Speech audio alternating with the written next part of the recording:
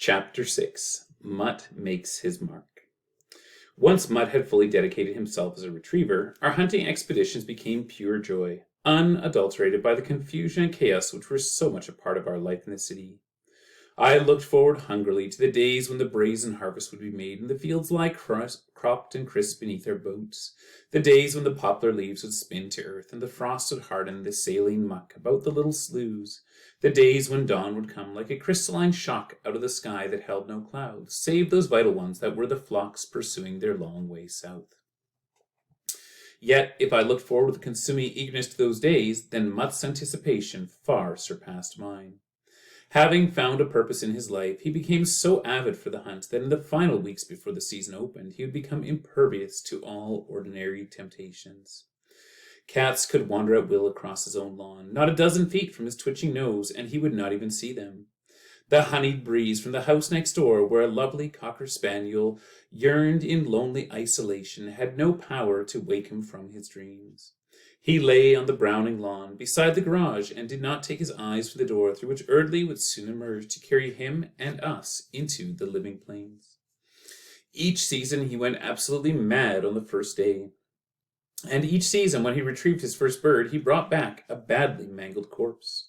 But that never happened twice in a given year, and after that first outburst he would soon steady to his job. There seemed to be no limits to his capacity for self-improvement as a hunting dog. Each season he devised new refinements designed to bring him nearer to the perfection, and some of those were more than just passing strange. One Wednesday in early October, we introduced a friend from Ontario to prairie hunting. He owned a whole kennel of purebred setters, and he had hunted upland birds in the East for 30 years. He was a man who could seldom be surprised by the sagacity of dogs, yet Mutt surprised and even startled him. Although he was clearly taken aback by Mutt's appearance, our friend refrained from casting any doubts upon the glowing character which we gave our dog, and as a result of this act of faith, he and Mutt got on well from the outset of their acquaintance. On the Wednesday of which I write, the two of them went off together around one side of a large poplar bluff, while Father and I went around the other side. Our mutual objective was a covey of Hungarian partridges, which we knew to be lurking somewhere near at hand. Now Hungarian partridges have survived and multiplied even where the hunting pressure is severest, and there is good reason why this is so. Once the fusillade of opening day has alerted them, they become, for the most part, quite untouchable. Crouched invisible in the stubble, they see you long before you see them, and when you have closed to within 40 or 50 yards, they burst upward like so many landmines. The flocks disperse in as many directions as there are birds, and at bullet-like speed. They hit the ground running and never stop running until they are miles away, and they seem to run just a little faster than they fly. Our eastern friend knew all this in theory anyways. He was properly alert when the flock flushed at 50 yards to vanish almost immediately into a willow swale. Nevertheless, he did not even have time to pull a trigger. He was chagrined by this failure, and then, to make matters worse, Mutt suddenly disobeyed the cardinal bird-dog law, and without so much as an apologetic look at his companion, he raced after the vanished flock. Our friend whistled, called him, swore at him, but to no avail. Mutt galloped away in his quaint and lopsided fashion, and soon was out of sight. We rejoined our guests at the far side of the poplar bluff, and though he had the grace to say nothing, it was easy enough to guess his thoughts. But it was not so easy to guess them when, a few minutes later, there was a great huffing and puffing from behind us, and we turned to see Mutt approaching at a trot and bearing a partridge in his mouth. Our friend was frankly overcome. "What the devil," he cried. "I never fired my gun. Don't tell me this paragon of yours doesn't even need a gunner's help." Father laughed in a condescending sort of way. "Oh, not quite that," he explained with his usual flair for the dramatic. "Mutt gets more birds, of course, if he has a gun to help him. But he does pretty well without. He runs them down, you know." Father did not bother to complete the explanation. Our friend returned to the distant east, somewhat dissatisfied with his fine kennel stock, and only after a determined but useless attempt to buy Mutt to take home with him. He was a man who believed his eyes, and he did not know, as we did, that the unshot Hungarian had been a running cripple, probably wounded by another hunter some time earlier. Nevertheless, Mutt's abilities in this regard were not to be treated lightly. He often spotted a cripple in a flock when we could not, and on at least a dozen different occasions he made a retrieve when we, who had not fired, were morally certain there was nothing to retrieve. We learned not to waste adrenaline cursing at him when he abandoned normal procedure and went off on his own. It was too embarrassing, apologizing to him when he returned later with a bird in his mouth. There was no place where a wounded bird was safe from him. His strangely bulbous nose, uncouth as it appeared, was singularly efficient in the field, and he could find birds that were apparently unfindable. There were numbers of ruffed grouse in the poplar bluffs to the north of Saskatoon, and occasionally we hunted these wily birds. They clung close to cover and were hard to hit, but once hit, they were always ours, for Mutt could find them, though they hid in the most unlikely places. One frosty morning near Waka Lake, I slightly wounded a grouse and watched with disappointment as it flew across a wide intervening morass and disappeared into the maze of upper branches of a diamond willow clump. Mutt galloped off at once, but I was certain he would find no trace of it. Without hope, I set out to follow him across the muskeg, and was only nicely started on my way when I saw a considerable disturbance in the diamond willow clump. The heavy growth, some 20 feet in height, had begun to sway and crackle. I stopped and stared, and in due time I saw a flash of white, and then beheld Mutt's head above the crown of tree, with the ruffed grouse in his mouth, as usual. He had some difficulty getting back to the ground. He was rather disheveled when he finally reached me, but he accepted my congratulations calmly. He took such things as this high-level retrieve quite for granted. Even the open sky offered no sure sanctuary for him, for I have seen him leap 6 or 8 feet in the air to haul down a slow-starting and slightly wounded prairie chicken or Hungarian. As for the water, the wounded duck that thought water offered safety was mortally in ignorance. Mutt never became resigned to the oily tasted ducks, and he always brought them in by holding the tips of their wing feathers between his front teeth, with his lips curled back as if the duck stank of some abominable odor. As a result of his distaste for them, he could never bring himself to kill a duck, and this reluctance sometimes caused him trouble. There was a time at Myoto Lake when my father and I had been lucky enough to knock down 5 mallards with 4 shots. Unfortunately, the birds were still all alive, and actively so, although they could not fly. Mutt went after them, but it was a very swampy shore, and it was all he could do to wade through the marsh unimpeded. It was almost impossible for him to return to firm ground with a flapping mallard in his mouth. He solved the problem by carrying his retrieves to a tiny islet on the lake, while we went off to find a boat. When we reached the islet, a half-hour later, we found a fantastic situation. There was Mutt, and there were the 5 ducks, but all of them were on the move. 1, 2, or 3 at a time, the ducks would waddle off towards the water, and Mutt would dash between them and freedom and herd them back to the high ground. Then he would snatch at the wing of one, sit, literally on another, hold 2 down with his paws, and try to maneuver his belly over the 5th. But the 5th would manage to get free and scuttle away, whereupon Mutt would have to abandon all his prisoners, they would all dash off, and he would have to do it all over again. He was about at the end of his tether when we came to his rescue, and it was really the only time on a hunting trip I have ever saw him really harassed. How he managed to get those 5 struggling birds to the island in the first place, I do not know. He had also long since perfected his diving technique, and could attain depths of 5 feet and stay under for as long as a minute. He soon learned, too, that in the case of a deep-diving duck, it was sometimes possible to tire it out by waiting on the surface at the point where it would most probably rise, and then forcing it under again before it had time to breathe. Only once did I see him beaten by a duck, and that time it was no real duck, but a western grebe. Mutt had already retrieved a bufflehead for us, and had gone back out in the belief that the second bird awaited his attention. We could not persuade him otherwise. Knowing how useless it was to argue with him, we let him have his way, although the grebe was quite uninjured, and at least by any shot of ours. Grebes seldom fly, but they dive like fish, and Mutt spent the better part of an hour chasing a bird while Father and I concealed ourselves in the duck blind and tried to muffle our mirth. It would never have done to let Mutt know that we were amused. He did not appreciate humor when he was at its butt. He got more and more exasperated, and though the water was 10 or 15 feet deep, he finally gave up trying to tire the grebe and decided to go down after it. But he was not really built for deep diving. His buoyancy was too great, and he was badly ballasted. At the 3rd attempt, he turned turtle under the water and popped up to the surface upside down. Then, and only then, did he reluctantly come ashore. We set off at once to hunt grouse so that he could get the taste of defeat out of his mouth, and otherwise relieve himself of about a gallon of lake water.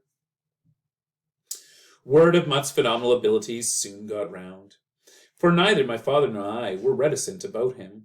At first the local hunters were skeptical, but after some of them had seen him work, their disbelief began to change into a strong civic pride that in due time made Mutt's name a byword for excellence in Saskatchewan hunting circles. Indeed, Mutt became something of a symbol, a truly Western symbol, for his feats were sometimes slightly exaggerated by his partisans for the benefit of unwary strangers, particularly if the strangers came out of the East. It was an encounter between just such a stranger and some of Mutt's native admirers that brought him to his greatest and most lasting triumph, a success that will not be forgotten in Saskatoon while there are birds and dogs to hunt them. It all began on one of those blistering July days when the prairie pants like a dying coyote, the dust lies heavy, and the air burns the flesh it touches. On such days, those with good sense retire to the cellar caverns that are euphemistically known in Canada as beer parlors. These are all much the same across the country. Ill-lit and crowded dens, redolent with a stench of sweat, spilled beer, and smoke, but they are, for the most part, moderately cool.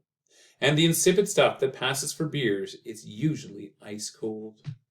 On this particular day, 5 residents of the city, dog fanciers all, had foregathered in a beer parlor. They had just returned from witnessing some hunting dog trials held in Manitoba, and they had brought a guest with them.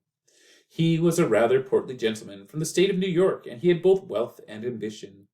He used his wealth lavishly to further his ambition, which was to raise and own the finest retrievers on the continent, if not in all the world.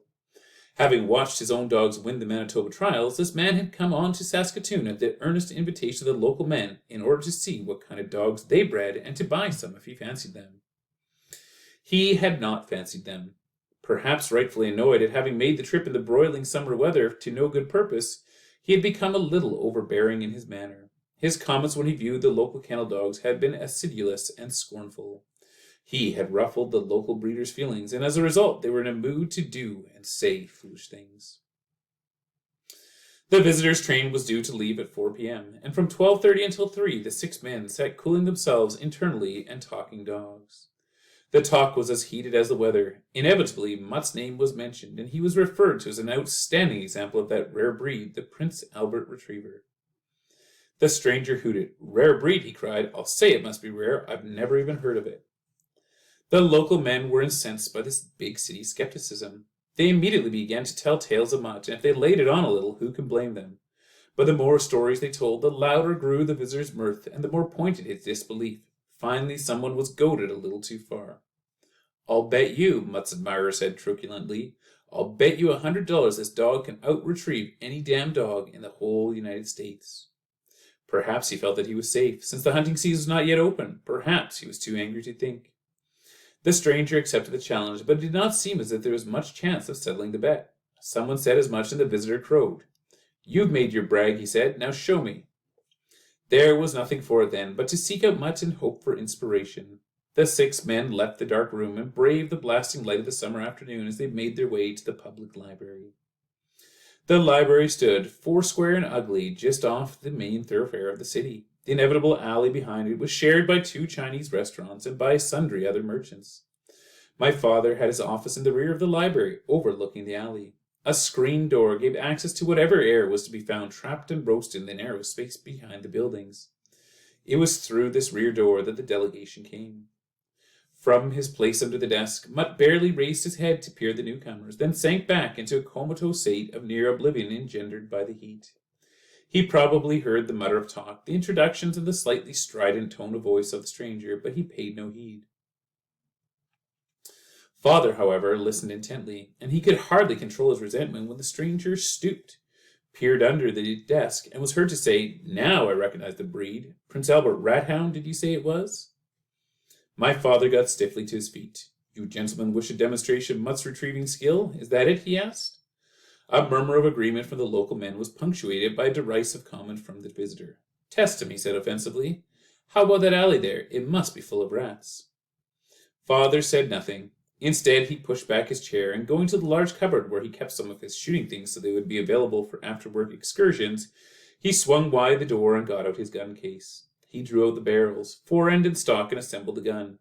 He closed the breech and tried the triggers, and at that familiar sound, Mutt was galvanized into life and came scuttling out from under the desk, to stand with twitching nose and a perplexed air about him. He had obviously been missing something. This wasn't the hunting season, but the gun was out. He whined interrogatively, and my father patted his head. Good boy, he said, and then walked to the screen door with Mutt crowding against his heels. By this time, the group of human watchers was as perplexed as Mutt. The 6 men stood in the office doorway and watched curiously as my father stepped out onto the porch, raised the unloaded gun, leveled it down the alley towards the main street, pressed the triggers, and in a quiet voice said, "Bang, bang, go get him, boy." To this day, Father maintains a steadfast silence as to what his intentions really were. He will not say that he expected the result that followed, and he will not say that he did not expect it. Mutt leaped from the stoop and fled down the alleyway at his best speed. They saw him turn the corner into the main street, almost causing 2 elderly women to collide with one another. The watcher saw the people on the far side of the street stop, turn to stare, and then stand as if petrified, but Mutt himself they could no longer see. He was gone only about 2 minutes, but to the group upon the library steps it must have seemed much longer. The man from New York had cleared his throat preparatory to a new and more amusing sally when he saw something that made the words catch in his gullet. They all saw it, and they did not believe it. Mutt was coming back up the alley. He was trotting. His head and tail were high, and in his mouth was a magnificent ruffed grouse. He came to the porch stairs nonchalantly, laid the bird down at my father's feet, and with a satisfied sigh crawled back under the desk. There was silence except for Mutt's panting. Then one of the local men stepped forward as if in a dream and picked up the bird. "Already stuffed, by God," he said, and his voice was hardly more than a whisper. It was then that the clerk from Ashbridge's hardware arrived. The clerk was disheveled and mad. He came bounding up the library steps, accosted Father angrily, and cried, "That dang dog of yours, you ought to keep him locked up. Came busting in the shop a moment ago and snatched the stuffed grouse right out of the window. Mr. Ashbridge's fit to be tied was the best bird in his whole collection." I do not know if the man from New York ever paid his debt.